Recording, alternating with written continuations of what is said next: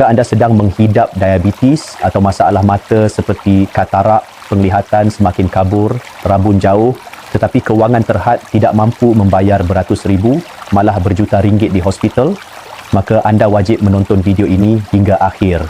Sebaik sahaja cahaya penglihatan hilang, tiada wang yang mampu membelinya kembali, tetapi bernasib baik, di tengah-tengah ketakutan ini, Asia Tenggara kini menerima satu solusi inovatif dari USA, Apio Lutein Gummies.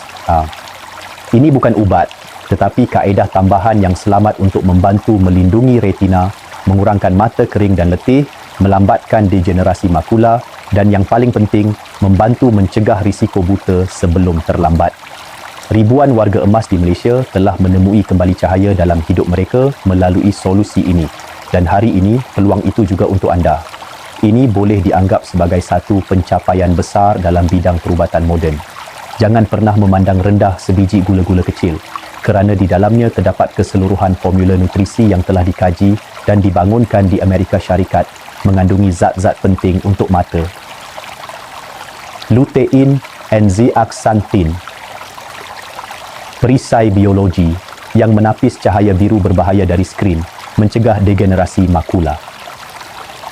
Vitamin A dan beta-karotin menyokong pertumbuhan semula sel retina, mencerahkan mata, meningkatkan penglihatan dalam gelap. Omega 3 dan zinc menguatkan penghantaran saraf penglihatan, memperbaiki peredaran darah dalam bola mata, melindungi daripada kekeringan mata dan risiko katarak. Ekstrak blueberry kaya dengan antosianin, bertindak sebagai antioksidan kuat, membantu proses penyembuhan kerosakan mata dan memperlahankan penuaan retina.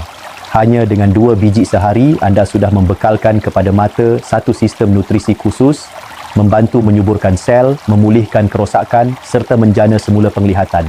Dalam 7 hingga 14 hari, kebanyakan pesakit merasai perubahan yang jelas. Mata lebih cerah, kurang letih dan melihat lebih jelas setiap hari. Yang istimewa, kos rawatan ini hanyalah 1/20 daripada kos hospital. Tetapi keberkesanannya membuat pakar terkejut. Ia adalah penyelesaian penjagaan mata di rumah tanpa pembedahan, tanpa risiko dan telah diuji ketat oleh FDA. Dijamin selamat untuk semua peringkat umur, terutama orang dewasa dan warga emas.